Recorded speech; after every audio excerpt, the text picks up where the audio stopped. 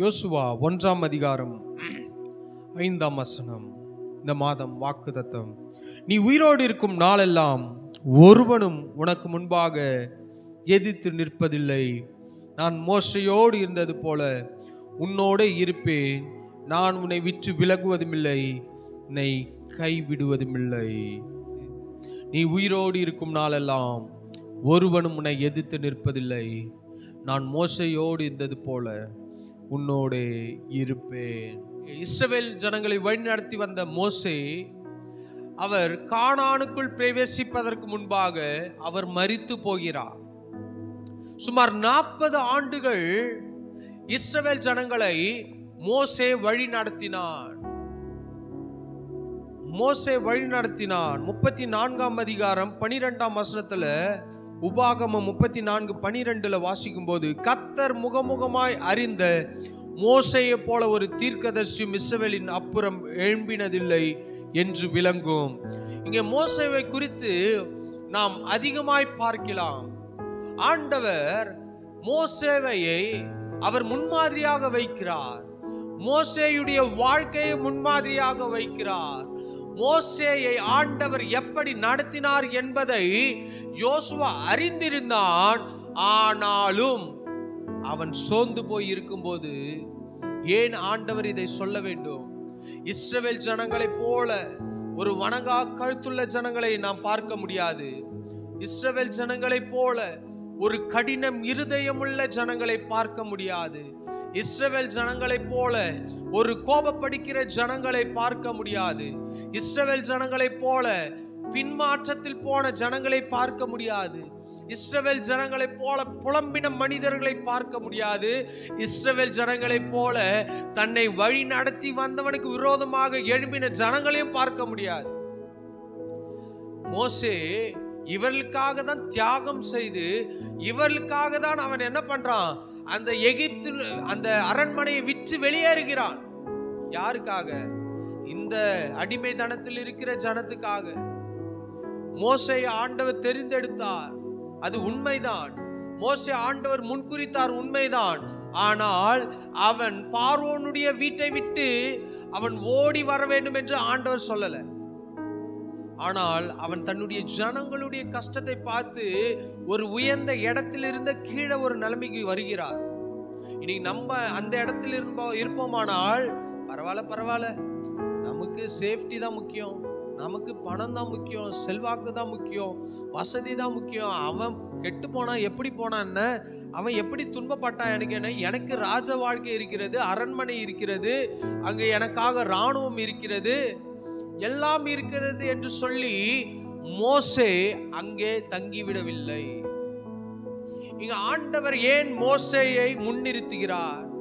ஏன் ஆண்டவர் யோசுவாவினிடத்தில் போய் டைரக்டா பேசியிருக்கலாமே? யோசுவா, நீ உயிரோடு இருக்க நாளெல்லாம் ஒருவனை உன்னை எதிர்த்து நிற்க முடியாது, நான் உன் கூட இருக்கிறேன், நீ கவலைப்படாத, நீ பயப்படாத என்று சொல்லிவிடாமல் ஆண்டவர் சொல்றாரு, நான் மோசையோடு இருந்தது போல. இந்த ஆண்டவர் மோசையோடு எப்படி இருந்தார், நம்மோடு அவர் எப்படி இருப்பார்? மோசையோடு ஏன் ஆண்டவர் இருக்க வேண்டும்? மோசையோடு ஏன் ஆண்டவர் மோசேயை குறித்து சொல்ல வேண்டும்? ஏன் ஆண்டவர் மோசேயை முன்னிறுத்த வேண்டும்? ஏன் மோசேயை ஆண்டவர் உயர்த்தி இருக்க வேண்டும்? ஏன் ஆண்டவர் மோசேயை பாதுகாக்க வேண்டும்? ஏன் ஆண்டவர் மோசேயை தப்புவிக்க வேண்டும்? ஏன் ஆண்டவர் மோசேவுக்கு உயர்ந்த ஒரு ஸ்தானத்தை கொடுக்க வேண்டும்? இன்னைக்கு ஆண்டவர் நம்மை ஒரு இடத்தில் வைத்திருக்கிறார் என்றால் அதற்குள்ளாக சில திட்டங்களும் சில நோக்கங்களும் சில நம்மை குறித்து வைத்திருக்கிறதான ஆசீர்வாதங்களும் உள்ள அடங்கி இருக்கிறது.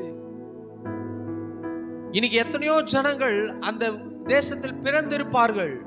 ஆனால் ஆண்டவர் மோசேயை மட்டும் ஏன் பாதுகாக்கணும்? ஆண்டவர் ஏன் மோசேயை மட்டும் தெரிந்தெடுக்கணும்? அப்படி என்றால் ஆண்டவர் ஒவ்வொரு மனிதனை குறித்து ஒரு நோக்கத்தை வைத்திருக்கிறார். அந்த நோக்கம் நிறைவேறுவது அது அவருடைய கரத்திலும் இருக்கிறது, அது நம்முடைய கரத்திலும் இருக்கிறது. முதலாவது, ஆண்டவர் மோசேவை எப்படி நடத்தினார்? ஏன் மோசேயை நடத்த வேண்டும்? யாத்ராகமம் 1ஆம் அதிகாரத்தை நாம் பார்ப்போமானால், நான் சில வசனங்களை நான் வாசிக்கிறேன், கேளுங்கள். 7ஆம் வசனத்திலிருந்து வாசிக்கிறேன். இல்ல, இஸ்ரவேல் புத்திரர் மிகுதியும் பலுகி ஏராளமாய் பெருகி பலத்திருந்தார்கள், தேசம் அவர்களால் நிறைந்திருந்தது. இங்க யோசேப்பு நிமித்தமாக 70 பேர் எகிப்துக்கு போகிறார்கள். அங்க எகிப்துக்கு போன பிற்பாடு தேசம் இஸ்ரவேல் புத்திரர்களால் நிறைந்து விட்டது. தேசம் யோசேப்புடைய சந்ததியினால் நிறைந்து விட்டது. தேசம் யாக்கோபுடைய சந்ததியினால் நிறைந்து விட்டது. பஞ்சம் பிழைக்க போன இடத்தில் கர்த்தர் இஸ்ரவேல் ஜனங்களை ஆசீர்வதித்தார். அதனால் பெருக்கம் வருகிறது. அங்கே என்ன பண்றாங்க? இந்த ஜனங்கள் ஆசீர்வாதமாய் இருக்கிறார்கள். 8ஆம் வசனம், யோசேப்பை அறியாத புதிய ராஜன் ஒருவன் எகிப்தில் தோன்றினான். இனி சொல்றோம்ல, உங்க அப்பா எனக்கு நண்பர், உனக்கு அதெல்லாம் தெரியாதுப்பா, நீ இப்பதான்ப்பா பிறந்திருக்கிற, உங்க அப்பா கிட்ட கேட்டு பாரு. அவர் அப்பா இல்ல, இறந்து போயிட்டார். இருந்திருந்தா உங்க அப்பா என்ன சொல்லியிருப்பார் தெரியுமா? நான் பெஸ்ட் ஃப்ரெண்டுன்னு சொல்லியிருப்பார் அப்படின்னு சில நேரம் நம்ம பேசுவோம். சில நேரம் சொல்லுவோம், உங்க தாத்தாக்கு நான் எவ்வளவு க்ளோஸ் தெரியுமா, உங்க தாத்தா கிட்ட கேட்டு பாரு அப்படின்னு சொல்றது போல யோசேப்புடைய நாட்கள் முடிந்த பிற்பாடு ஒரு யோசேப்பை அறியாத ஒரு பார்வோன் வருகிறான். நாட்கள் கடக்கிறது. ஜனங்கள் ஒரு பக்கம் பெருகுகிறார்கள், அவர்களுக்குள்ளாக மகிழ்ச்சி பெருகுகிறது, ஒரு பக்கம் ஆனந்தம் பெருகுகிறது, ஒரு பக்கம் சந்தோஷமாய் வாழ்ந்து கொண்டிருக்கிறார்கள் எகிப்துக்கு வந்த இஸ்ரவேல் ஜனங்கள். இன்னொரு பக்கம் யோசேப்பை அறியாத ஒரு பார்வோன் சிங்காசனத்தில் அமர்கிறான். சிங்காசனத்தில் அமர்கிறான். 9ஆம் வசனம், அவன் தன் ஜனங்களை நோக்கி, இதோ இஸ்ரவேல் புத்திரராகிய ஜனங்கள் நம்மிலும் ஏராளமானவர்களும் பலத்தவர்களுமாயிருக்கிறார்கள். இப்போ யோசேப்பை அறியாத ஒரு பார்வோன் வந்து தேசத்துல கணக்கெடுத்து பார்க்கறான். யாருடா இவர்கள்லாம்? இன்னைக்கு நம்ம எல்லாம் கணக்கு எடுக்கிறாங்க தெரியுமா? இவர்கள் என்ன ஜாதி, என்ன மதம், என்ன இனம், இவங்க எந்த ஊரை சேர்ந்தவர்கள், இதெல்லாம் எடுக்கிறது போல யோசேப்பு அறியாத ஒரு பார்வோன் இது எல்லாவற்றையும் கணக்கெடுத்து பார்க்கிறான். யார் இந்த ஜனங்கள்? ஏன் இவ்வளவு ஆசீர்வாதமாய் இருக்கிறார்கள்? ஏன் இவர்கள் மாத்திரம் வித்தியாசமாய் இருக்கிறார்கள்? ஏன் இவர்கள் இந்த தேசத்தில் ஆசீர்வதிக்கப்பட்டு இருக்கிறார்கள்? இது எல்லாம் அவன் கேள்விப்பட்ட போது இப்போது இவனுக்குள்ளாக ஒரு பயம் வருகிறது, இவனுக்குள்ளாக ஒரு பிரச்சனை வருகிறது. அவன் சொல்றான், 10ஆம் வசனம், அவர்கள் பெருகாதபடிக்கு ஒரு யுத்தம் உண்டானால் அவர்கள் நம்முடைய பகைஞரோடு கூடி நமக்கு விரோதமாக யுத்தம் பண்ணி தேசத்தை விட்டு புறப்பட்டு போகாதபடிக்கும் நாம் அவர்களை குறித்து ஒரு உபாயம் பண்ண வேண்டும் என்றான். தந்திரமான ஒரு யோசனை. இவன் பகைஞரோட சேர்ந்து நமக்கு விரோதமாக எழுப்பி நம்மளை காலி பண்ணிட்டா என்ன பண்ணிடுவான்? இன்னைக்கு பிசாசம் அதை தான் நம்ம வாழ்க்கையில பண்ணிட்டு இருக்கிறான். இவன் ஆண்டவரோட இணைஞ்சிட்டா, இவன் ஆண்டவரோட ஜெபம் பண்ணிட்டா, இவன் துதிச்சிட்டா, இவன் ஆராதிச்சிட்டா, இவன் சபைக்கு போயிட்டா, இவன் ஆண்டவரை நோக்கி பார்த்துட்டா, நம்முடைய பிழப்பு ஓடாது, இவனை அழிக்க நினைக்கிறோம், அழிக்க முடியாது என்று சொல்லி இன்னைக்கு பிசாசு எப்படி செயல்படுகிறானோ அன்னைக்கு பார்வோன் இஸ்ரவேல் ஜனங்களுக்கு விரோதமாக செயல்படுகிறதை நாம் பார்க்கிறோம். பிளான் பண்ணிட்டான், ஒரு தந்திரமான பிளான். என்ன பிளான்? அப்படியே அவர்களை சுமை சுமக்கிற வேலையிலே ஒடுக்கும்படி அவர்கள் மேல் விசாரணைக்காரரை வைத்தார்கள். அப்போது அவர்கள் பார்வோனுக்கு பித்தோம், ராமசேஸ் என்னும் பண்டசாலை பட்டணங்களை கட்டினார்கள். அடிமை தனத்துக்கு கொண்டு போகிறான். எந்த ஜனத்தினால் அந்த தேசம் ஆசீர்வாதமாய் இருந்ததோ அதே ஜனத்தை இப்போது பார்வோன் தன்னுடைய வசப்படுத்தி கொண்டான், அடிமையாய் மாற்றினான். ஒரு காலத்தில் நாம் ஆண்டவருக்காக வாழ்ந்து கொண்டிருந்தோம், ஒரு காலத்தில் ஆண்டவருக்காக பக்தி வைராக்கியமாய் இருந்தோம், ஒரு காலத்தில் சபை ஆண்டவர் ஆராதனை என்று ஓடிக்கொண்டிருந்தோம். இப்பொழுதோ அவன் சினிமா, பொழுதுபோக்கு, நமக்கு எதெல்லாம் இப்போ ஆண்டவருக்கு இன்ட்ரெஸ்டா இருந்ததோ அது எல்லாவற்றையும் அவன் விலக்கிவிட்டு இன்னைக்கு இந்த உலகத்தின் காரியங்களை நமக்குள்ளாக கொண்டு வந்து விட்டான். மாய்மாலம், பொய், பொருளாசை, பண ஆசை, அநேக தவறான காரியங்களுக்கு நேராக பிசாசு நம்மை கொண்டு போகிறதை நாம் இன்று பார்க்க முடியும். நீ வீட்டில் போய் ஒரு டிவி ஆன் பண்ணா நமக்கு பிடிச்ச ஒரு சேனல் போகுது, அதுல பிடிச்ச ஒரு நடிகை வந்துடுறாங்க, பிடிச்ச ஒரு ஆக்டர் வந்துடுறாங்க, பிடிச்ச ஒரு ப்ரோக்ராம். இன்னைக்கு பிசாசு நம்முடைய இருதயங்களை அவன் டைவர்ட் பண்ணி கொண்டே இருக்கிறான். இன்னைக்கு பார்வோன் இவர்களை ஏதாவது ஒன்று பண்ணி இவன் நம்முடைய கண்ட்ரோலுக்கு கொண்டு வர வேண்டும் என்று நினைத்து கொண்டிருக்கிறான். அதை அவன் செய்து விட்டான். இங்க பிசாசும் அதை செய்து கொண்டிருக்கிறான். இதெல்லாம் நடந்து கொண்டிருக்கும் போது ஆனால் வசனத்துல வாசிக்கிறோம், ஆனாலும் எவ்வளவாய் அவர்கள் ஒடுக்கப்பட்டார்களோ அவ்வளவாய் பெருகினார்கள். பெருக்கம். இன்னைக்கு நம்முடைய வாழ்க்கையில சில நேரங்கள் பிசாசு கொண்டு வருகிற சில பிரச்சனைகள் நம்முடைய வாழ்க்கையை முடிப்பதற்காக அல்ல, அது நம்முடைய வாழ்க்கையை ஆசீர்வாதமாய் கொண்டு போவதற்காக. இஸ்ரவேல் ஜனங்களை குறித்து வாசிக்கும் போது அவர்கள் எவ்வளவாய் ஒடுக்கினார்களோ அவ்வளவாய் பெருகினார்கள். இன்னைக்கு உங்க வாழ்க்கையில வருகிற பிரச்சனைகள் உங்களை ஒடுக்குவதற்காக அல்ல. இன்னைக்கு உங்களுடைய வாழ்க்கையில வருகிற பாடுகள் உங்களை அழ வைப்பதற்காக அல்ல.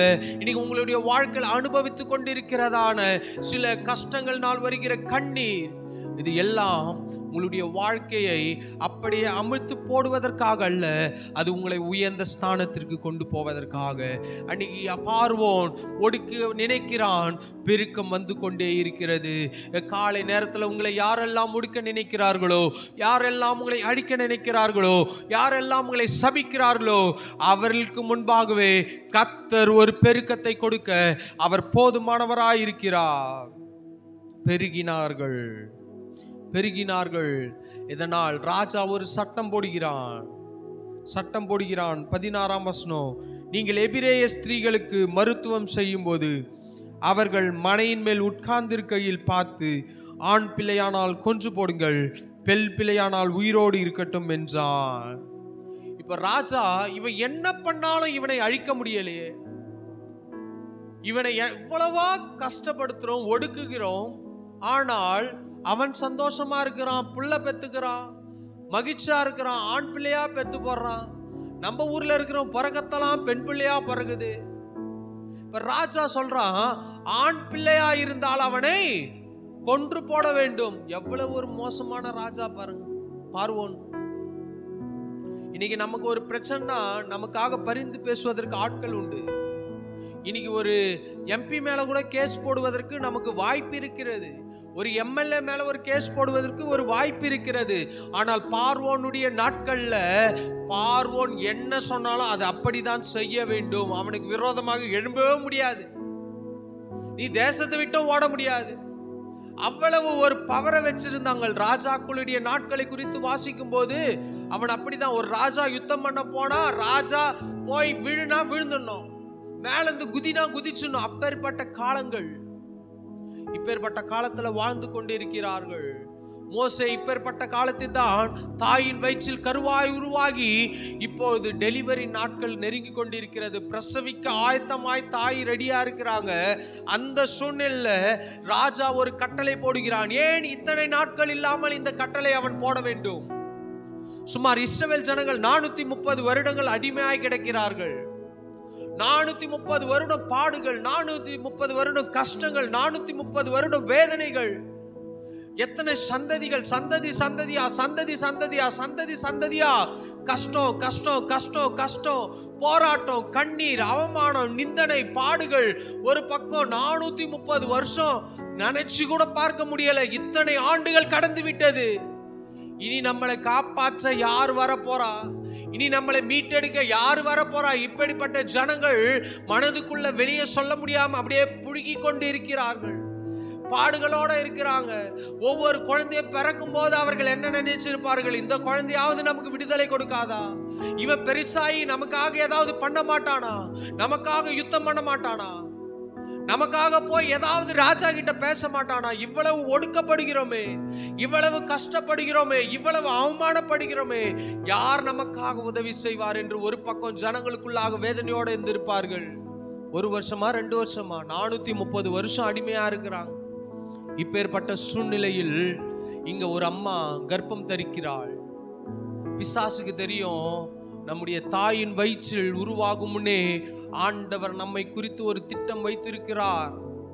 ஆண்டவர் நம்மை குறித்து ஒரு நோக்கம் வைத்திருக்கிறார். அதனால இவன் பிறப்பதற்கு முன்பாக அழிக்க பல பிளான் போட்டிருக்கலாம். ஆனாலும் அந்த கர்ப்பம் அழியவில்லை. கர்ப்பத்தில் இருக்கிற பிள்ளை உறுதியா இருந்தது. 8 மாசம் 9 மாசம் 10 மாசம் ஆகுது. இப்போ டெலிவரி ஸ்டேஜ் வரப்போகிறது. இப்போ இப்போ பார்வோனுக்குள்ளாக பிசாசு ஒரு எண்ணத்தை கொண்டு வருகிறான். என்ன எண்ணம்? ஆண் பிள்ளையே பிறக்க கூடாது, பிறந்தா அவனை போட்டுடுங்க. ஏன் தெரியுமா?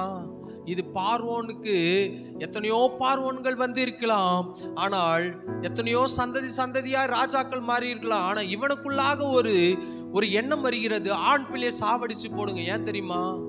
ஆண்டவருடைய திட்டம் பெரியதா இருந்தது மோசேயை குறித்து. அதனால் அவன் பிறப்பதற்கு முன்பாகவே சொல்றாங்க, மருத்துவச்சிகள்லாம் கூப்பிட்டு ஆண் பிள்ளை பிறந்தா கொண்டு போட்டுருங்க அப்படின்னு சொல்லி சிப்பிராள் பூவாளுக்கு என்ன பண்றான்? கட்டளை இடுகிறான். இன்னைக்கு உங்களை குறித்து என்னை குறித்து ஆண்டவர் ஒரு நோக்கத்தை வைத்ததினால்தான் நமக்கு பிசாசு பிரச்சனைகளா கொண்டு வந்துட்டு இருக்கிறான்.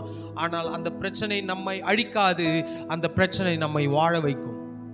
இங்க வாசிக்கிறோம், அந்த பிரச்சனைகள் அந்த பிள்ளை பிறக்கும் போதே என்ன நடக்குது தெரியுமா? மருத்துவத்திகள் தேவனுக்கு பயந்ததினால் எகிப்தின் ராஜா தங்களுக்கு இட்ட கட்டளையின்படி செய்யாமல் ஆண் பிள்ளைகளையும் உயிரோடு காப்பாற்றினார்கள்.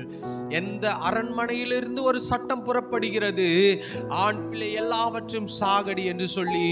அந்த சூழ்நிலையில் எத்தனையோ ஆண் பிள்ளைகள் பிறந்திருப்பார்கள், ஆனால் அதில் மோசே வித்தியாசமானவன்.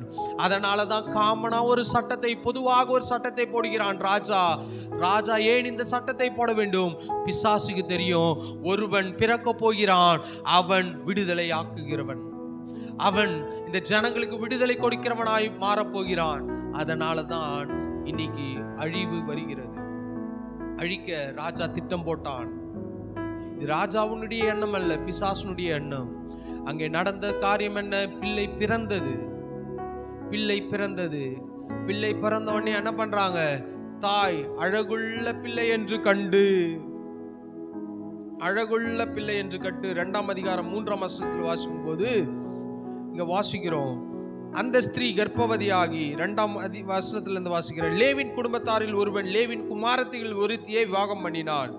அந்த ஸ்திரீ கர்ப்பவதியாகி ஒரு ஆண் பிள்ளையை பெற்று அது அழகுள்ளது என்று கண்டு அதை 3 மாதம் ஒளித்து வைத்தாளாம்.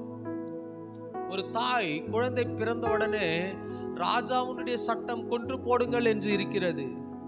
ஆனால் பிள்ளை பிறந்து விட்டது. இப்போ அவன் சொல்றான், பிறக்கும் போதே சாகடிச்சுடுன்னு சொன்னவன் இப்ப பிறந்த குழந்தை எல்லாத்தையும் சாவடின்னு சொல்றான். அப்போ இந்த தாய் 3 மாதம் ஒளித்து வைக்கிறார்கள். 3 மாதம் ஒளித்து வைக்கிறார்கள். அதற்கு பிற்பாடு அவர்களால் ஒளித்து வைக்க முடியவில்லை. எபிரேயர் 11ஆம் அதிகாரம் 23ஆம் வசனத்தில் வாசிக்கும் போது, மோசே பிறந்தபோது அவனுடைய தாய் தகப்பன்மார் அவனை அழகுள்ள பிள்ளை என்று கண்டு விசுவாசத்தினாலே ராஜாவுடைய கட்டளைக்கு பயப்படாமல் அவனை 3 மாதம் ஒளித்து வைத்தார்கள். இங்கே விசுவாசத்தினாலே ராஜாவுடைய கட்டளைக்கு பயப்படாமல் 3 மாதம் ஒளித்து வைத்தார்கள். ராஜாவுடைய கட்டளை என்ன தெரியுமா? பிள்ளையை கொன்று போடுங்கள். ராஜாவுடைய கட்டளை பிள்ளைகளை என்ன பண்ணாதீங்க, பார்த்த இடத்துல வெற்றி போடுங்கள் என்கின்ற ஒரு சட்டம் இருக்கிறது. ஆனால் இவர்கள் அந்த தேசத்தில் ராஜாவுடைய கட்டளைக்கு பயப்படாமல் விசுவாசத்துல ஒளித்து வைத்தார்கள். இன்னைக்கு இப்பேற்பட்ட ஒரு சூழ்நிலை இருக்கும்போது நமக்கு அங்க விசுவாசம் செயல்படுமா தெரியல. நம்முடைய பெத்த பிள்ளை கண்ணீரோட ஒவ்வொரு நாளும் அந்த பிள்ளைக்கு தாய் அழும்போது அந்த பிள்ளைய நினைச்சு பார்த்திருப்பாங்க, டே அழாத அழாத அழாத. பேர் கூட வைக்கல. அழகான பிள்ளை, சூப்பரான பிள்ளை. ஏற்கனவே 2 பிள்ளை இருக்கு. ஒருத்தவன் ஆரோன், இன்னொருத்தது அவங்க அக்கா. 2 பேர் இருக்கிறாங்க. மிரியாம் இருக்கிறாங்க, ஆரோன் இருக்கிறாங்க. 2 பேரும் அண்ணனுங்க, அக்காங்க. கடைசியா ஒரு குழந்தை. அம்மாவுடைய இருதயம் எப்படி தெரியுமா? இந்த நேரத்துல போயிட்டு நான் கன்சீவ் ஆயிட்டனே, இந்த நேரத்துல என் கர்ப்பம் ஆசீர்வதிக்கப்பட்டதே என்று ஒரு பக்கம் புலம்பிக் கொண்டே இருந்திருப்பார்கள். ஆனால் யார் புலம்பினார்களோ அந்த புலம்பலை கர்த்தர் ஆசீர்வாதமாய் மாற்றினார். பின் நாட்கள் அந்த புலம்பல் ஆசீர்வாதமாய் மாறினது. பின் நாட்கள் அந்த புலம்பல் நன்மையாய் மாறினது. பின் நாட்கள் அந்த புலம்பல் அந்த ஜனங்களுக்கு விடுதலை கொடுக்கிறதாய் மாறினது. நம்முடைய வாழ்க்கையிலும் நம்முடைய புலம்பலை அவர் ஆனந்த களிப்பாய் அவர் மாற்ற போதுமானவராய் இருக்கிறார். காலை நேரத்தில் நீங்கள் எப்பேற்பட்ட சூழ்நிலை வேணா வந்திருக்கலாம், உங்களுடைய புலம்பலை ஆனந்த களிப்பாய் கர்த்தர் மாற்ற அவர் போதுமானவராய் இருக்கிறார். அதிகாரத்தில் வாசிக்கிறோம், விசுவாசத்தினாலே. ஒரு தாய்க்கு விசுவாசம் இல்லை என்றால் அன்னைக்கு மோசே மரித்திருப்பான். இன்னைக்கு உங்களுடைய விசுவாசத்தை கர்த்தர் பார்க்கிறார். உங்களுடைய விசுவாசத்தை கர்த்தர் அதை அங்கீகரிக்கிறார். மோசேயுடைய தாய் அங்க குறித்து வாசிக்கும் போது, விசுவாசத்தினாலே மோசேயுடைய தாய் என்ன பண்றாங்க, தன்னுடைய பிள்ளையை ஒளித்து வைக்கிறார்கள். அந்த விசுவாசம்தான் அநேக லட்ச ஜனங்களை விடுதலையாக்குவதற்கு ஒரு காரணமா இருந்தது. அன்னைக்கு அந்த அம்மா விசுவாசிக்கல. ஏன் விசுவாசிக்கல? அந்த அம்மா விசுவாசித்தார்கள், இவனை காட்டிலும், இந்த பார்வோனை காட்டிலும், அவனுடைய வேலைக்காரனை காட்டிலும், அவனுடைய படை தளபதியை காட்டிலும் ஏன் கர்த்தர் பெரியவர். என் குழந்தை அழுதா கூட வெளியே கேட்காது. 3 மாசம் குழந்தை அழாம இருந்திருக்குமா எனக்கு தெரியல. 3 மாசம் அந்த குழந்தையுடைய சத்தம் வெளியே போகல. ஒவ்வொரு நாளும் அந்த வீட்டை சுற்றி சுற்றி சுற்றி ஊர் ஃபுல்லா அந்த படை தளபதிகள்லாம் சுற்றி சுற்றி வந்திருப்பான். எந்த வீட்டில் ஆண் பிள்ளை இருக்கு, எந்த வீட்டில் ஆண் பிள்ளை பிறந்திருக்கு, அதை வெட்டுவோம், அதை சாகடிப்போம். எப்படி கொன்றாலும் தெரியல. ஒரு பக்கம் ஆண்கள் மரித்து பிள்ளைகளை சாகடித்து கொண்டிருக்கிறார்கள். ஆனா இந்த தாயோ சற்று வித்தியாசமானவள். இன்னைக்கு ஆண்டவர் எதிர்பார்க்கிற காரியம் எல்லா பிள்ளைகளுடைய தாயை போல அல்ல, எல்லாருடைய பிள்ளைகளுடைய தாய் தகப்பனை போல அல்ல. நாம் வித்தியாசவர்களாய் இருக்கும்போது, நாம் வித்தியாசமாய் இருக்கும்போது நம்முடைய பிள்ளைகளை கர்த்தர் வித்தியாசமாய் மாற்றுகிறார். ஒரு மாதிரியா இல்ல, மாதிரியாய் மாற்றுகிறார். இன்னைக்கு எல்லாம் ஒரு மாதிரியா இருக்குதுங்க. பிள்ளைங்க 8 வயசு 10 வயசுல கம்பல் போட்டுக்குது, 9 வயசுல தலைமுடி இப்படி நிப்பாட்டிக்குது, 12 வயசுல கலர் அடிச்சுக்குது. இன்னைக்கு இருக்கிற பசங்க கேட்டா அவனுக்கு அதுதான் பிடிக்குதான். அவன் பிடிக்குதுன்னு விஷம் கேட்டா வாங்கி கொடுத்துருவோமா? அவனுக்கு பிடிக்குதுன்னு வேற ஏதாவது கேட்டா நம்ம என்ன பண்றோம்? வாங்கி கொடுத்துருவோமா? கொடுக்க மாட்டோம். அதெல்லாம் கொடுக்க மாட்டோம். ஆனால் மூக்குல காதுல கம்பல் குத்துறது, சினிமா தியேட்டருக்கு இவங்களே கையை பிடிச்சி வாடா போலாம் சனிக்கிழமை சினிமா தியேட்டருக்கு. அது என்ன பண்ணோம்? ஸ்கூலுக்கு போகாம சினிமா தியேட்டரா போயிட்டு இருக்கோம். அப்புறம் வாத்தியார் கூப்பிட்டு கம்ப்ளைண்ட் பண்ணுவார், போன மாதம் ஸ்கூலுக்கே வரல 10 நாள், எங்கடா போன? ஃப்ரெண்டோட சேர்ந்து சினிமா தியேட்டர் போன. யார் காரணம்? நம்ம தான் காரணம். அப்போ எதற்காக இதை சொல்கிறேன்? மோசேயுடைய தாய் விசுவாசத்தினாலே தன்னுடைய பிள்ளையை ஒளித்து வைத்ததினால், காப்பாற்றினதினால் 3 மாதம் விசுவாசம், அவனுடைய 120 வருடம் கர்த்தர் அவனை நடத்தினார். இன்னைக்கு உங்களுடைய விசுவாசம், என்னுடைய விசுவாசம் நம்முடைய குடும்பத்தை நடத்தும், நம்முடைய குடும்பத்தை பாதுகாக்கும், நம்முடைய குடும்பத்தை செழித்தோங்க செய்யும். மோசேயுடைய தாயுடைய விசுவாசத்தினால் 3 மாதம் தான் பாதுகாக்க முடிந்தது. ஆனால் அந்த விசுவாசத்தை பார்த்த கர்த்தர் சுமார் 120 ஆண்டுகள் மோசேயை நடத்தினார். இன்னைக்கு உங்களுடைய விசுவாசம் எப்படி இருக்கிறது என்று நீங்கள் யோசித்து பாருங்க. இன்னைக்கு நாம் எப்படி பார்க்கிறோம்? நம்முடைய எதிர்காலத்தை நாம் எப்படி பார்க்கிறோம்? நம்முடைய ஃபியூச்சரை எப்படி பார்க்கிறோம்? இன்னைக்கு என்கிட்ட ஒண்ணுமே இல்லை, நான் எப்படி பார்க்கிறேன்? இன்னைக்கு இல்லைனாலும் நாளைக்கு நான் நல்லா இருப்பேன். மோசேயுடைய தாய் என்ன நினைச்சிருப்பாங்க? 3 மாசம் விசுவாசம் இருந்தது. அப்ப 4வது மாசம் விசுவாசம் இல்லையானா அதற்கு பிற்பாடு காப்பாற்ற முடியல.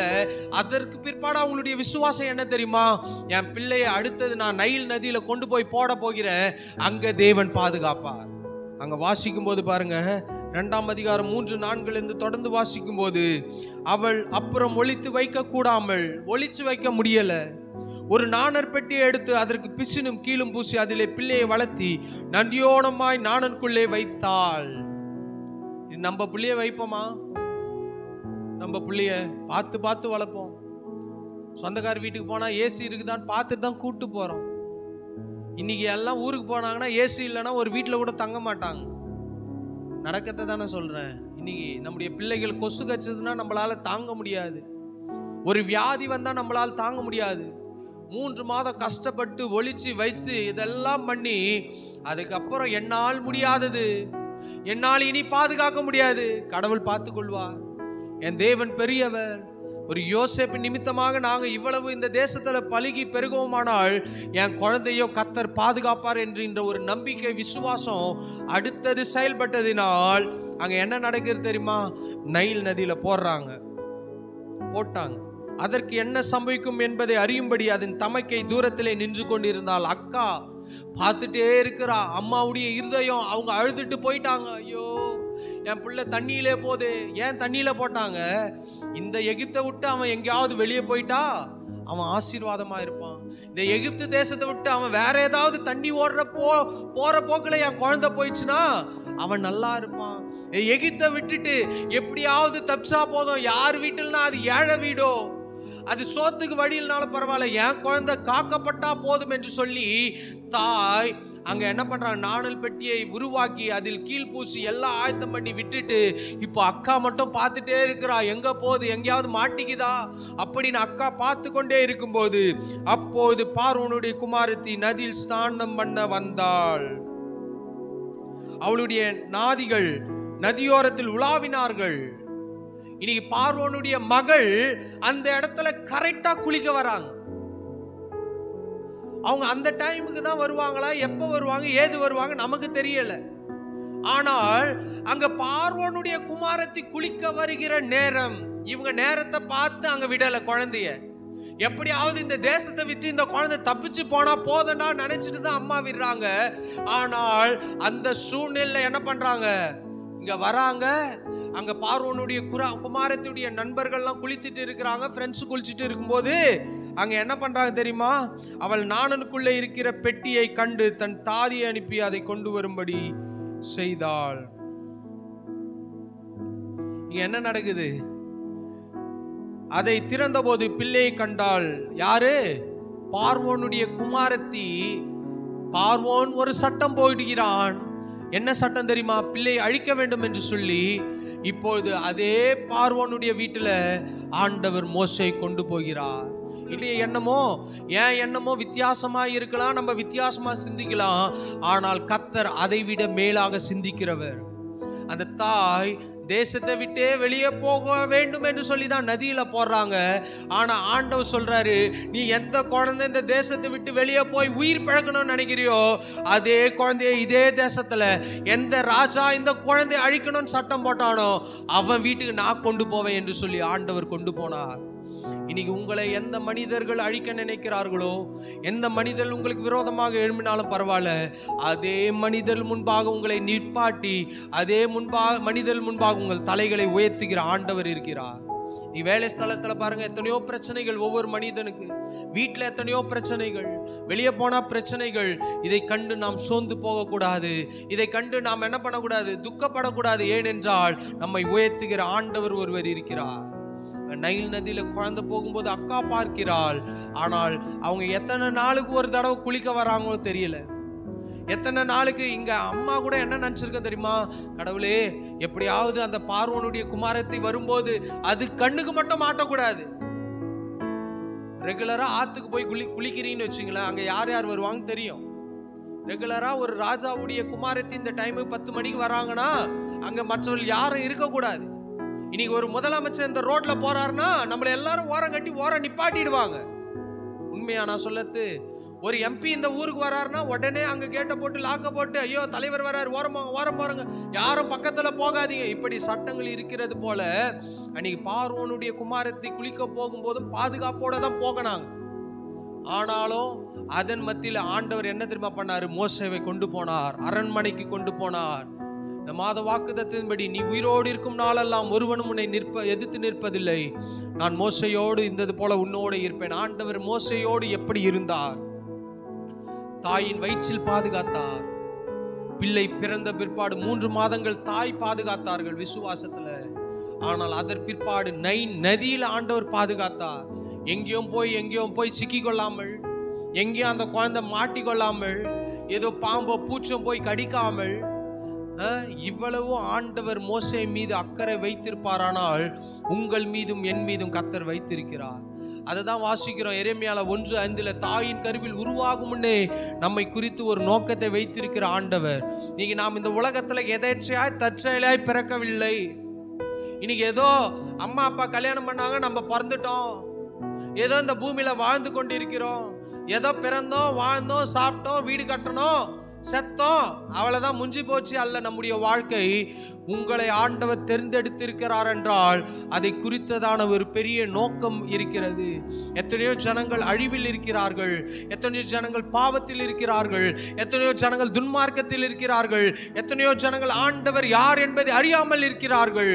அவர்களுக்கு ஆண்டவர் யார் என்பதை சொல்லி அவர்களை விடுதலை செய்வதற்காக தான் ஆண்டவர் நம்மை இந்த பூமியில் வைத்திருக்கிறார். இதை செஞ்சாலே நமக்கு தேவையான ஆசீர்வாதங்கள் வரும், பணம் வரும், பொருள் வரும். ஆனா நம்ம இதை மட்டும் செய்யாம தான் என்ன பண்ண மாட்டோம், எனக்கு மட்டும் ஆண்டவர் ஏன் கஷ்டத்தை கொடுத்தார், என்னைக்குன்னா ஆண்டவர் நல்லவர், ஆண்டவர் போதுமானவர், ஆண்டவர் உதவி செய்வார்னு ஒருத்தருக்கும் சொல்லறது இல்லை. நம்ம புலம்பலே பெரிய புலம்பல் புஸ்தகமா இருக்கிறது. ஆனால் எந்த ராஜா சட்டம் கொண்டு வந்தானோ அதே ராஜாவுடைய வீட்டில் ஆண்டவர் மோசேயை கொண்டு போனார். உங்களுடைய வாழ்க்கையில எந்த இடத்துல நீங்க இருக்கிறீங்களோ அந்த இடத்தை விட்டு நம்ம போயிடலாம், வெளியே போயிடலாம். வெளியே எங்கேயாவது போன ஆசீர்வாதமா இருக்கும், இந்த இடத்தை விட்டு நான் கொஞ்சம் மூவ் பண்ணி போன ஆசீர்வாதமா இருக்கும் என்று நீங்க நினைக்கலாம். ஆனா ஆண்டவருடைய திட்டம் அது அல்ல. இருக்கிற இடங்களை உங்களை ஆசீர்வதித்து மேன்மைப்படுத்துவது தான் அவருடைய திட்டம். அது மாத்திரம் செய்யவில்லை.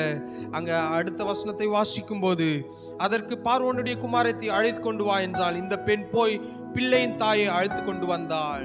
அக்கா பாருங்க, எவ்வளவு கியூட்டான அக்கா பாத்தீங்களா? ஒரு பக்கம் குழந்தை நதியோர அடிச்சுட்டு போகுது, அந்த குழந்தைய யார் எடுக்கிறா? பார்வோனுடைய குமாரத்தை எடுத்த உடனே வேகமா ஓடி போய் பதட்டப்படாம, இந்த குழந்தைக்கு பால் கொடுப்பதற்கு எனக்கு ஒரு தாய் தெரியும், நம்ம பிள்ளையா இருந்தா ஓடி போய் ஐயோ என் குழந்தை தான் குத்துரு, எங்க அக்கா குழந்தை குத்துருங்கன்னா உடனே அங்க மாட்டிட்டு இருப்பாங்க. ஆனால் அங்க மிரியாம் எவ்வளவு ஞானமாய் செயல்பட்டு இருக்கிறார். இன்னைக்கு அந்த ஞானம் நம்முடைய பிள்ளைகளுக்கு வேணும். எங்க என்ன எப்படி பேசணும், ஏது பேசணும். அப்ப அந்த நாட்கள்ல வாழ்ந்த பிள்ளைகள் தன்னுடைய தகப்பனை தாயை எவ்வளவு மைனூட்டா நோட் பண்ணி இருக்கிறாங்க. நான் சொல்றது கரெக்டு தானே? ஒரு நம்ம வீட்டுல ஒரு பிள்ளையா இருந்தா, ஒரு வீட்டுல நம்ம பொருள் தான் ஒண்ணு இருக்கட்டும், ஓடி போய் ஐயோ எந்த தூக்கின்னு வந்துடும். நம்ம கொடுத்துருப்போம் நம்ம பிள்ளைக்கு தெரியாம ஒரு வீட்டு கிஃப்ட், ஆனா இந்த புள்ள கரெக்டா கண்டுபிடிச்சிடும், தூக்கிட்டு வந்துடும். ஆனால் இங்க பாருங்க, மோசேயுடைய அக்கா அங்க அந்த இடத்தை ஞானமா செயல்படுத்துறா. நல்லா யோசிச்சு பார்த்து நேரா போயிட்டு அங்க பார்வோனுடைய குமாரத்தை முன்பாக நின்று, எனக்கு ஒரு தாய் தெரியும், அது பால் கொடுக்கிற தாய், அந்த தாயை நான் கூட்டு வரேன். கூட்டு வந்த பிறகு இப்ப குழந்தைக்கு பாதுகாப்போட சம்பளமும் கொடுத்து, அங்க சம்பளம் கொடுக்கிறாங்க. பெத்த பிள்ளைக்கு தாய் பால் கொடுக்கிறாள், அதற்குரிய சம்பளத்தையும் அரசாங்கம் கொடுக்கிறது. இன்னைக்கு ராஜா எவ்வளவு சட்டம் போட்டாலும் அந்த சட்டத்தை மாற்றக்கூடிய கர்த்தர் நம்மோடு இருக்கிறார். அந்த சட்டத்துக்கு விரோதமாக இன்னைக்கு பார்வோனுடைய குமாரத்து இல்லாம வேற யாருன்னா போய் அங்க போய் சொல்லியிருந்தா என்ன நடந்திருக்கும்? போட்டு தள்ளு அந்த குழந்தைய, அதெல்லாம் வேண்டாம் அப்படின்னு அப்பா சொல்லியிருப்பாரு. ஆனால் இப்போது அங்க பார்வோனுடைய குமாரத்தை எடுத்துக்கொண்டு போய் சொல்லுது, அப்பா இந்த குழந்தை நான் வளர்க்க போறப்பா, கல்யாணம் கூட ஆகல, கல்யாணம் ஆயிடுச்சுன்னு போட்டு இல்ல. ஆனால் அந்த குழந்தையை வளர்ப்பதற்கு அப்ப என்ன அர்த்தம் தெரியுமா? ஆண்டவர் உங்களை குறித்து ஒரு நோக்கம் வைத்திருந்தால் அந்த நோக்கம் நிறைவேறாதபடிக்கு எத்தனை தடைகள் வந்தாலும் அதன் மத்தியில நோக்கத்தை உங்களுடைய வாழ்க்கையில நிறைவேற்றுகிற கர்த்தர் இருக்கிறார். அன்னைக்கு சுற்றி இருந்த ஜனங்கள் மற்றவங்களாம் பார்த்துருப்பாங்க, சொந்தக்காரெல்லாம் பார்த்துருப்பான், டே என் குழந்தைலாம் செத்து போச்சு, ஆனா இது அரசாங்கத்துல பார்வையில சம்பளத்தோட இப்படிப்பட்ட ஒரு குழந்தை வளர்க்க யாரால முடியும்? அந்த தாயுடைய விசுவாசத்தை கர்த்தர் கனம் பண்ணினார். அந்த தாய் அன்னைக்கு விசுவாசிகள்னா பிள்ளை கதை முடிஞ்சிருக்கும். அந்த தாய் விசுவாசத்தினால் அந்த விசுவாசத்துக்குரிய சம்பளம் கிடைத்தது. இன்னைக்கு நீங்க விசுவாசிக்கிறீங்கன்னா அதற்குரிய ஆசீர்வாதத்தை நீங்கள் அனுபவிப்பீர்கள். அங்க போய் அக்கா அழகா பேசி என்ன பண்றாங்க தெரியுமா? கொண்டு வந்து தாயின் இடத்தில் விட்டார்கள். 9ஆம் வசனம், பார்வோனுடைய குமாரத்தை அவளை நோக்கி, இந்த பிள்ளையை எடுத்துக்கொண்டு போய் அதை எனக்கு வளர்த்திடு, நான் உனக்கு சம்பளம் கொடுக்கிறேன் என்றால் அந்த ஸ்திரீ பிள்ளை எடுத்து கொண்டு போய் அதை வளர்த்தாள். இன்னைக்கு வளர்த்தாள். எவ்வளவு அழகான வசனம்! அந்த பெற்ற தாய்க்கு தான் அதோடைய அருமை தெரியும். 10 மாசம் சுமந்து பெத்து அந்த பிள்ளையை அந்த நதியில போடும்போது அந்த இருதயம், வேதனை, கஷ்டம் வெளியே சொல்லவே முடியல. வெளியே அழக்கூட முடியாது. என் ஆண் பிள்ளை இது நதியோரத்துல போட்டேன்னு சொன்னா கூட தேடி போய் வெட்டி போட்டுருவான், கொன்னுடுவானுங்க. இப்பேற்பட்ட பார்வோனுக்கு முன்பாக இருதயத்துல கஷ்டத்தோட இருக்கும்போது கர்த்தர் அவளுடைய இருதயத்தை பார்த்தாள். பார்த்து நேராக இப்போ அந்த பிள்ளை வீட்டுக்கு போகும்போது அங்க என்ன நடந்திருக்கும் தெரியுமா? அவள் எவ்வளவு அழுதாளோ அவ்வளவு ஆர்ப்பரித்திருப்பாள். என் தேவன் உயர்ந்தவர், என் தேவன் சிறந்தவர், என் தேவன் போதுமானவர், அவரால் செய்ய முடியாத காரியம் ஒன்றுமே இல்லை. நான் நினைச்சேன் இந்த தேசத்தை விட்டு இந்த குழந்தை வெளியே போக வேண்டும் என்று. ஆனால் கர்த்தர் அதே பிள்ளையை என் கையில கொடுத்து அந்த பிள்ளையை வளர்க்க செய்து அந்த பிள்ளைக்கும் சம்பளத்தை கொடுத்து அந்த வீட்டுல சற்று வித்தியாசத்தை மற்ற மனிதர்கள் பார்த்திருப்பார்கள். எல்லா வீட்டிலும் கொடுமைப்படுத்தி வேலை செய்திருப்பார்கள். எல்லாம் போய் 430 வருஷம் கடினத்தோட கஷ்டத்தோட வேலை செஞ்சு இருக்கும் போது இவன் வேலை செய்யாமலே இங்க சம்பளம் வாங்கி கொண்டு இருந்தாள் மோசேயுடைய தாய். அதுக்கு அத்த வசனம் வாசிக்கும் போது, பிள்ளை பெரிதான போது அதை பார்வோனுடைய குமாரத்தின் இடத்தில் கொண்டு போய் விட்டாள். அவளும் அவன் குமாரனும் அவளை ஜனத்தினின்று எடுத்தேன் என்று சொல்லி மோசே என்று பெயரிட்டான். மோசே பெரியவனான காலத்தில் அவன் சகோதரனிடத்தில் போய் அவர்கள் சுமைக்கிறதை பார்த்து தன் சகோதரன் எபிரில் ஒருவனை எகிப்தின் அடிக்கிறதை, அதற்கு பிற்பாடு தாய் பால் கொடுக்கும் போதெல்லாம், தாய் வளர்க்கும் போதெல்லாம் சொல்லி இருப்பாள், ஒரு நாள் நீ செத்து போயிடுவேன்னு நினைச்சேன்டா, ஒரு நாள் நீ இந்த ஊர்ல இருக்க மாட்டேன்னு நினைச்ச, எகிப்திலே நீ இருக்க மாட்டேன்னு நினைச்ச, ஆனால் நம்முடைய ஆண்டவர், நம்முடைய தெய்வம் என் கையிலே உன்னை மீண்டுமாய் கொண்டு வந்து, இப்போ அந்த தாய் என்ன தெரியுமா போதிச்சிருப்பா? இந்த தேசத்துல நம்ம 430 வருஷம் அடிமையா இருந்தோம், நீ செத்துடுவேன்னு நினைச்சேன், ஆனா கர்த்தர் இங்க கொண்டு வந்திருக்கிறார்னா உன்னை குறித்து கர்த்தர் ஒரு நோக்கத்தை வைத்திருக்கிறார். சொல்லி சொல்லி வளர்த்திருக்கிறார், சொல்லி சொல்லி வளர்க்குறா. இப்போ இந்த பிள்ளை அந்த வசனம் உள்ள போயிடுச்சு, சத்தியம் உள்ள போயிடுச்சு. அந்த வளரும் போதே அந்த வார்த்தையெல்லாம் காதுல தொனிக்கிறது. 430 வருஷம் அடிமை, ராஜா உன்னை கொல்ல நினைச்சான், ஆனா கர்த்தர் உன்னை வாழ வச்சிருக்காரு. எதற்காக வாழ வச்சிருக்கிறாரு? இந்த 430 வருஷம் நாங்க அடிமையா இருக்கிறோம், எங்களை விடுதலையாப்பதற்காக. எத்தனையோ பேருக்கு கிடைக்காத ஸ்லாக்கியம் உனக்கு மட்டும் அரண்மனை வாழ்க்கை கிடைச்சிருக்கு. எதற்காக தெரியுமா? இந்த ஜனங்கள் அழிவில் இருந்து மீட்டெடுப்பதற்காக. நீங்க ஆண்டவர் நம்மை உயிரோட வைத்திருப்பார் என்றால், உயிரோட வச்சிருக்கிறார் என்றால், நாம் எப்போதும் மரித்து போயிருக்க வேண்டும். நம்ம மண்ணோட மண்ணா போயிருக்கணும். எத்தனையோ நேரங்கள்ல நம்ம என்ன பண்றோம்? விபத்துல மரித்து இருக்கலாம், வழிக்கு விழுந்து மரித்து இருக்கலாம். அம்மா கிட்ட கேளுங்க, டாக்டர் தவறான ஒரு ஆபரேஷன் பண்ணி ஒரு கண்ணு போயிடுச்சு, அதை இன்னும் கொஞ்சம் மாத்தி பண்ணியிருந்தா உயிரோடு இருந்திருப்பாங்களான்னு தெரியல. ஆனாலும் நாம் மரித்திருக்க வேண்டிய நாட்கள் எத்தனையோ வந்த போதும் கர்த்தர் இன்னைக்கு ஜீவனோடு வைத்திருப்பது எதற்காக தெரியுமா? யாரோ ஒருவர் இன்னைக்கு விடுதலையோட இல்லை, யாரோ ஒருவர் ஆண்டவரை அறியாமல் இல்லை, இன்னைக்கு யாரோ ஒருவர் கஷ்டத்தில் இருக்கிறாங்க, அவர்களுக்காக தான் இன்னைக்கு நம்ம வைத்திருக்கிறார். இப்போ இங்க பிள்ளை வளரும் போது தாய் சொன்னதெல்லாம் இப்ப வளர்ந்து கொண்டு வருகிறான். இப்ப அரண்மனைக்கு போறான், யுத்தம் செய்வதற்கான பயிற்சி கொடுக்கிறார்கள். யுத்தம் செய்ய பயிற்சி படிக்கிறான், செம்ம ஸ்கில்டு. ராஜா வீட்டுல வளர்ந்தா சும்மா வளருவோமா? அரண்மனை வாழ்க்கை குதிரை தான். இவன் விளையாட்டு பொம்மைலாம் வேற மாதிரி இருந்திருக்கும். நம்ம ஒரு பிள்ளைக்கே 300 ரூபா குத்து காரம் வாங்கிட்டா அதை 10 தடவை அப்படியே பத்திரமா எடுத்து வைடா, விளையாட்டு வைடான்றான். அவனுக்கு ஏகப்பட்ட விளையாட்டு பொம்மைகள். வளர வளர வளர ஒரு பக்கம் அவனுடைய தாய் சொன்ன வார்த்தை காதில் தொனித்து கொண்டே இருக்கிறது. நீ இவ்விடத்துக்குரியவன் அல்ல, நீ இந்த ஊருக்கு சொந்தமானவன் அல்ல, நீ அந்த ராஜ அரண்மனைக்கு சொந்தமானவன் அல்ல, நீ வெளியே வந்துருன்னு சொல்லும் போது அங்க ஒரு எகிப்தியன் இன்னொன்னு இஸ்ரவேலன் என்ன பண்ண அடித்து கொண்டிருக்கிறான், எபிரேயன் அடித்து கொண்டிருக்கிறான். அடுத்த வசனம் நான் வாசிக்கிறேன் பாருங்க, 12 2ஆம் அதிகாரம் யாத்திரம். அங்கும் இங்கும் பார்த்து ஒருவரும் இல்லை என்று அறிந்து எகிப்தியனை வெட்டி அவனை மணலிலே புதைத்து போட்டான். அவன் மறுநாளிலே வெளியே போன போது எபிரேய மனுஷர் இருந்தார்கள், சண்டை பண்ணி கொண்டிருந்தார்கள். அப்போது அவன் அநியாயம் செய்கிறவனை நோக்கி, நீ உன் தோழனை அடிக்கிறது என்ன என்று கேட்டான். அதற்கு அவர்கள், எங்கள் மேல் உன்னை அதிகாரிய ஞாபகம் ஏற்படுத்தவன் யார்? நீ எகிப்தியனை கொன்று போட்டது போல என்னையும் கொன்று போட நினைக்கிறாயா என்றான். அப்போது மோசே, காரியம் நிச்சயமாய் வெளிப்பட்டது என்று பயந்தான். பார்வோன் அந்த காரியத்தை கேள்விப்பட்ட போது மோசே கொலை செய்யும்படி வகை தேடினான். 40 ஆண்டுகள் பிற்பாடு மறுபடியும் மோசை கொல்வதற்காக ஒரு பார்வோன் எழும்புகிறான். மோசே தன்னுடைய ஜனங்களுக்காக தான் எகிப்தியனை கொண்டான். அது கூட இவனுக்கு எபிரேயனுக்கு தெரியவில்லை. மறுபடியும் கொல்ல திட்டம் போடும்போது மோசே தேசத்தை விட்டே ஓடுகிறான். இப்போ அவனுடைய இருதயம் எப்படி தெரியுமா இருந்திருக்கும்? ஒரு ராஜ வாழ்க்கை, ஒரு ஆசீர்வாதமான வாழ்க்கை, ஒரு செழிப்பான வாழ்க்கை. நான் எந்த ஜனங்களுக்காக நான் பரிந்து பேசி ஒருத்தவனை கொன்றேனோ அதே ஜனங்க இப்பொழுது இந்த விஷயத்தை வெளியே போய் சொல்லிட்டாங்களே. யாருக்காக அவனை கொன்றான்? தன்னுடைய ஜனங்களுக்காக ஒரு எகிப்தியனை கொல்றான். இவன் இப்ப போய் ஏன்டா ரெண்டு பேரும் ஒரே ஃபேமிலி தான்டா, ஏன்டா சண்டை போடும்போது நேத்து ஒருத்தவனை கொண்டல அது போல கொண்ட போறியான்னு சொல்லி இவன் விஷயத்தை சொல்ல அவன் தேசத்தை விட்டு வெளியேறுகிறான்.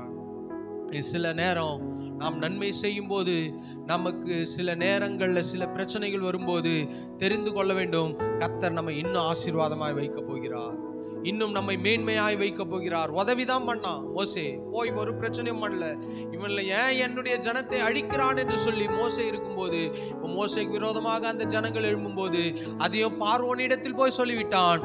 பார்வோன் கொலை செய்யும்படி தேடுகிறான். இப்போ மோசே தேசத்தை விட்டு போய் மாமனார் வீட்டில் போய் தங்குகிறான். ஓட வேண்டிய ஒரு சூழ்நிலை. ஒரு இடத்துல ஆண்டவர் இருக்க வைத்தார், ஒரு இடத்துல ஆண்டவர் தங்க வைத்தார், ஒரு இடத்துல ஆண்டவர் வைத்து வைத்தார். அதே ஆண்டவர் இப்போது தேசத்தை விட்டு வெளியே கொண்டு போகிறார். ஏன் அவனை வெளியே கொண்டு போக வேண்டும் என்றால் மோசேக்குள்ள இருக்கிற கோபம் மாறணும். அவ்வளவு கோபம், சண்டை போட்டவனை அடிச்சு உடனே குழி தோண்டி புதைக்கிற அளவுக்கு எவ்வளவு பலம் பாருங்க. அடிச்சு போட்டு குழி தோண்டி புதைச்சிட்டான். இவனை நம்பி நான் ஒரு பொறுப்பை கொடுத்தனா இவன் இந்த ஜனங்களை போட்டு தள்ளுவதற்கு கொஞ்ச நேரம் ஆகாது என்று சொல்லி இப்போ மோசே ஆண்டவர் தேசத்தை விட்டே வெளியே கொண்டு வராரு. போதும், உன் திறமை போதும், உன் தாளந்து போதும், நீ படிச்சது போதும், இதெல்லாம் நிறுத்து. இதை கொண்டு இந்த ஜனங்களுக்கு என்னால விடுதலை, உன்னை வைத்து விடுதலை கொடுக்க முடியாது. நீ போய் ஆடு மேய் சொல்லி மாடு ஆடுகள்லாம் மேய்ச்சி அவன் ஒன்றுமில்லாமல் இப்போது பேபே மோசையா மாறிட்டான். 40 வருஷம் ஆடு மேய்ச்சா என்ன ஆகும்? ஒரு ஆள் நல்லா படிச்சு முடிச்சு வேலைக்கே போகாம வீட்டில் இருந்தா அந்த படிப்பு வேஸ்ட். உண்மைதானே? அந்த படிப்புக்கு அர்த்தம் இல்லை. ஒரு ஆள் நல்லா வேலை செஞ்சுட்டு கலெக்டர் போஸ்டிங்ல இருந்து எனக்கு கலெக்டர் வேலை வேணாம் இனிமே வீட்டில் இருக்கிறேன்னு வந்தா அந்த போஸ்டிங் வேஸ்ட். அதுக்கு பவர் இல்லை. 40 வருஷம் கழிச்சு அநேக சட்டங்கள் மாறிக்கொண்டே இருக்கும். இன்னைக்கு ஒவ்வொரு நாள் ஒவ்வொரு லா பாஸ் பண்ணிட்டு இருக்கிறாங்க. இன்னைக்கு ஒவ்வொரு நாள் ஒவ்வொரு படிப்பு வந்து கொண்டு இருக்கிறது. ஒவ்வொரு பிறக்கிற பிள்ளைகளுக்கு அவ்வளவு ஞானம் இருக்கிறது. இன்னைக்கு பிறக்கிற பிள்ளைங்க பாருங்க, நம்மளை விட 10 மடங்கு ஞானமா இருக்கு, நம்மளை விட 10 மடங்கு அதிகமாய் பேசுகிறது, நம்மளை விட 10 மடங்கு அதிகமாய் சிந்திக்கிறது. இன்னைக்கு நம்ம படிச்ச புக்கை திறந்து பாருங்க, இன்னைக்கு இருக்கிற பிள்ளைகளுடைய புக்கை திறந்து பாருங்க, எவ்வளவோ மாற்றம் வந்து கொண்டிருக்கிறது. ஆனால் மோசேவை பார்வோன் அவனுக்கு முன்பாக என்று என்ன பண்றாரு, ஒரு வனாந்திரத்துக்கு கொண்டு போய் உருவாக்கும் போது ஒரு பக்கம் அவனுடைய யுத்த ஆயுதங்கள் பெருகி கொண்டிருக்கிறது, ஒரு பக்கம் மனிதர்கள் பெருகி கொண்டிருக்கிறார்கள், ஒரு பக்கம் மாற்றங்கள் வந்து கொண்டிருக்கிறது.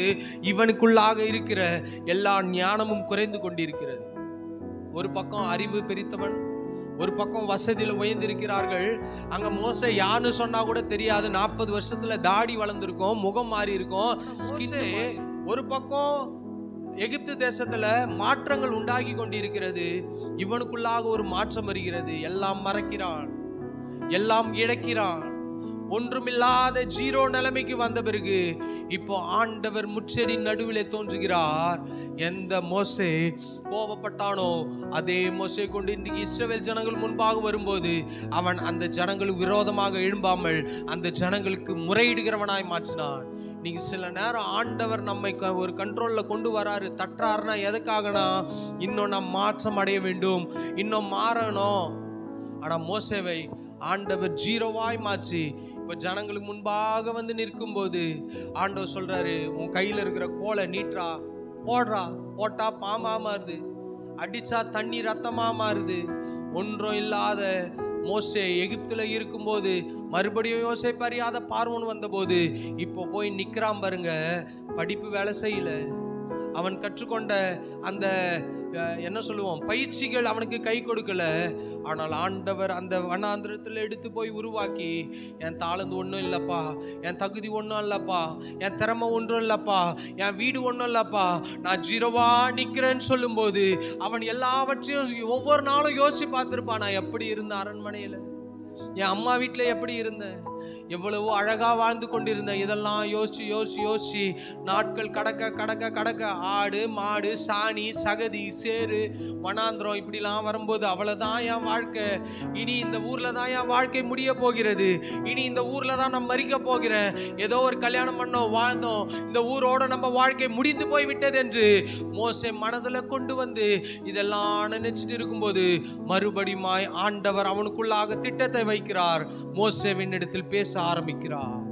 ஆரம்பிச்ச பிறகு இப்போ ஆண்டவர் சொல்றாரு, மோசே சொல்றான், ஆண்டவரே நான் திக்கு நாவும் மந்த வாயுமா இருக்கிறேனே, நான் எப்படி போவேன், நீ போ ராஜாக்கு முன்பாக நில்லு, எவனுக்காக நீ பயந்து ஓடி வந்தாயோ அவனு முன்பாக போய் மோசே நின்று அவனுக்கு முன்பாகவே பேசி அதே ராஜாவை கதி கலங்க வைத்தான். நீங்க எந்த பிசாசு உங்களை அழ வைக்கிறானோ, எந்த பிசாசு உங்களை அழிக்க நினைக்கிறானோ அவனை அழிக்க நினைக்க வல்லமை ஆண்டவர் நம்முடைய கரத்தில் கொடுத்திருக்கிறார். அவனுடைய திட்டங்களை அழிப்பதற்குரியான வல்லமை ஆண்டவர் நமக்கு கொடுத்திருக்கிறார். இப்போ மோசே அங்க போய் நிற்கும் போது இங்க பார்வோன் சொல்லிருப்பா, டேய் பயந்தாங்கோலி ஓடனல்ல ஓடுறா, என்னடா எதுக்குடா வந்திருக்கிற, எதுக்கு இப்ப இங்க வந்த, என்ன உன்னை ஏற்கனவே கொல்லணும்னு நினைச்ச தப்பிச்சிட்டா வா மாட்டிக்கிட்டியான்னு பேசும்போது இப்போ ஆண்டவர் மோசே சொல்றான், இந்த ஜனங்களை ஆராதிக்க விடுதலை பண்ணு, விடுதலை பண்ணு சொல்லி பார்க்கறான், கேட்கல. அடுத்து அப்புறம் என்ன பண்றாரு பாருங்க, ஆண்டவர் வாதைகளை அனுப்புகிறார், கடைசியாக விடுதலை கொடுத்தார். ஆண்டவர் சொல்றார், நீ உயிரோடு இருக்கும் நாளெல்லாம் ஒருவனும் உன்னை எதிர்த்து நிற்பதை ஏன் சொல்றார்னா, மோசையோடு ஆண்டவர் எப்படி இருந்தார், தாயின் வயிற்றில் இருந்தார், நைல் நதியில் இருந்தார், எகிப்தில் இருந்தார், வனாந்தரத்தில் இருந்தார், மீண்டுமா இஸ்ரவேல் ஜனங்களை வழி நடத்தும் போதும் கூட இருந்தார். இந்த ஜனங்கள் கல்லெறிய நினைக்கும் போதும் ஆண்டவர் மோசேயை பாதுகாத்தார். உங்களுக்கு விரோதமாக எத்தனை லட்சம் மனிதர்கள் எழும்பினாலும் உங்களை குறித்து ஆண்டவர் ஒரு திட்டம் வைத்திருப்பாரானால் அந்த திட்டம் நிறைவேறும் வரைக்கும் நாம் சாக போகிறதில்ல. நமக்கு எந்த பிரச்சனையும் வந்தாலும் அதை மேற்கொள்ள ஆண்டவர் உதவி செய்வார். மோசே சோர்ந்து போய் ஒரு இடத்துல போய் முட்டி போட்டு அழுது இருந்தானா நிலைமை மோசமா இருக்கும். ஆனா மோசே நினைக்கிறான், எதற்காக ஆண்டவர் என்னை காப்பாற்ற வேண்டும், எதற்காக ஆண்டவர் அரண்மனைக்கு கொண்டு செல்ல வேண்டும், எதற்காக என்னை திருப்பி வனாந்திரத்துல கொண்டு வந்திருக்கிறார், இதெல்லாம் தெரியல. ஆனாலும் என்னை குறித்து ஏதோ நோக்கம் இருக்கிறது என்று அவன் நினைத்து கூட பார்த்திருப்பான். ஆண்டவர் சரியான நேரத்துல பேசி இஸ்ரவேல் ஜனங்களுக்கு விடுதலை கொடுத்தது போல உங்களை ஆண்டவர் உங்களுடைய குடும்பத்துக்கு விடுதலை கொடுக்கிறவராய், சமுதாயத்துக்கு விடுதலை கொடுக்கிறவர்களாய், உங்களுடைய வாழ்க்கையில மற்றவர்களுடைய வாழ்க்கையில ஒரு ஒளி ஏற்றுகிறவர்களாய் கர்த்தர் மாற்ற அவர் போதுமானவராய் இருக்கிறார். காலை நேரத்தில் வந்த உங்களுடைய சூழ்நிலை எப்பேற்பட்ட சூழ்நிலை இருக்கலாம், அந்த விசுவாசம் நமக்குள் இருந்தால் போதும். இங்க மோசேயுடைய தாயுடைய விசுவாசம் மோசையை பாதுகாத்தது, மோசையை அரண்மனைக்கு கொண்டு போனது, மோசையை ஒரு பெரிய தீர்க்கதரிசியாய் மாற்றினது, மோசையை கொண்டு அநேக ஜனங்களுக்கு ஜெபிக்கிறவனாய் மாறினான். ஒரு இடத்துல ஆண்டவர் அழிக்க வருகிறார், அந்த இடத்துல மோசே சொல்றான், ஆண்டவரே என் பேரை ஜீவ புஸ்தகத்திலிருந்து கிறுக்கி போடும். அதே மோசேவை ஆண்டவர் உடனே நடத்திருந்தா அச்சு போட்டிருப்பான். ஆனா இப்ப மோசே பரிந்து பேசுகிறான், நீங்க நம்முடைய வாழ்க்கையில வருகிற சின்ன சின்ன உபத்திரவங்கள் எல்லாம் நம்மை உருவாக்குவதற்காக, நம்மை பயன்படுத்துவதற்காக, எந்த பாத்திரம் ஆண்டவர் யாரை உடைக்கிறாரோ, யாரை உபத்திரவத்தில் இருக்கிறார்களோ, யாரை பயன்படுத்த நினைக்கிறாரோ அவர்களை ஆண்டவர் உருவாக்குகிறார். யாரை உருவாக்கினாரோ அவர்களை தான் ஆண்டவர் பயன்படுத்துகிறார். புரியுதா? ஆண்டவர் யாரை பயன்படுத்த நினைக்கிறாரோ அவர்களை உருவாக்குகிறார், பண்படுத்துகிறார், மாற்றத்தை கொண்டு வருகிறார். யார் மாற்றப்பட்டார்களோ அவர்களை ஆண்டவர் உயர்த்தி வைத்திருக்கிறார். மோசையோட ஆண்டவர் எப்படி இருந்தார் நம்ம இன்னைக்கு காலை நேரத்தில் பார்த்தோம். 11வது மாதம் மோசையை நடத்தின ஆண்டவர், மோசே கூட இருந்த ஆண்டவர், மோசையை பாதுகாத்த ஆண்டவர் இனி வரும் நாட்களிலும் உங்களையும் உங்களுடைய குடும்பத்தையும் உங்களுடைய சந்ததியும் உங்களுடைய எதிர்காலத்தையும் உங்களுடைய வீட்டையும் எல்லாவற்றையும் பாதுகாக்க அவர் போதுமானவராயிருக்கிறார். எந்த மனிதன் சட்டத்தை ஏற்றினானோ, எந்த பார்வோன் அழிக்க நினைத்தானோ, எந்த பார்வோன் பிள்ளையை கொல்ல நினைத்தானோ, அதே பார்வோனுடைய வீட்டை வயிற்றில் மோசையை கொண்டு போக வைக்க முடியும்னா உங்களையும் கர்த்தர் அதே இடத்துல அதே பழைய ஸ்தானத்தில் கொண்டு வந்து நிறுத்தி உங்களை அழகு பார்க்க அவர் போதுமானவராக இருக்கிறார். இருக்கிற கண்களை மூடி ஜெபம் பண்ணுவோம். பிதாவே, இந்த காலை நேரத்தில் கேட்ட வார்த்தையின்படி பரிசுத்த ஆவியானவர் எங்களோட பேசியிருக்கிறீங்க. பரிசுத்த ஆவியானவர், நான் மோசையோடு இருந்தது போல நான் உன்னோட இருப்பேன் என்று சொல்லி இருக்கீங்களே. இந்த மாதம் கர்த்தர் எங்களோட இருங்கப்பா. இந்த மாதம் கர்த்தர் எங்களை நடத்துங்கப்பா. மாதம் கர்த்தர் எங்களை போஷிங்கப்பா. 11வது மாதம் உடைய கிரியைகளை காண, உங்களுடைய மகத்துவத்தை காண, உங்களுடைய நன்மையை காண, நீங்கள் வழக்காடுகிறதை காண, நீர் எங்களுக்காக யுத்தம் பண்ணுகிறதை காண கர்த்தர் உதவி செய்யும்படியா ஜெபிக்கிறோம். அந்த ஒவ்வொருவரையும் அவளுக்கு பதிலாக சிங்காரத்தை கொடுப்பேன், அழுகைக்கு பதிலாக ஆனந்த களிப்பை கொடுப்பேன் என்று வாக்குரைத்த ஆண்டவர், உடைய வார்த்தையில் வல்லமை உண்டு, ஜீவன் உண்டு, பலன் உண்டு, சுகம் உண்டு. ஒரு நம்பிக்கையோட இப்பேற்பட்ட சூழ்நிலை வந்தாலும், எப்பேற்பட்ட பாடுகள் வந்தாலும், எங்களை அழிக்க நினைக்கிறதான சில மனிதர்கள் எழும்பினாலும், எங்களை அழிந்து போவேன் என்று நாம் நினைத்தாலும் கர்த்தர் நம்மை வாழ வைக்கிறவர். உங்களை வாழ வைத்து அவர் அழகு பார்ப்பார். மோசேயை உயர்த்தினது போல உங்களுடைய குடும்பத்தை உயர்த்தி வைப்பார். பிதாவே, இந்த காலை நேரத்தில் வந்த ஒவ்வொரு பிள்ளைகளையும் ஆசீர்வதிங்க, குடும்பத்தை ஆசீர்வதிங்க.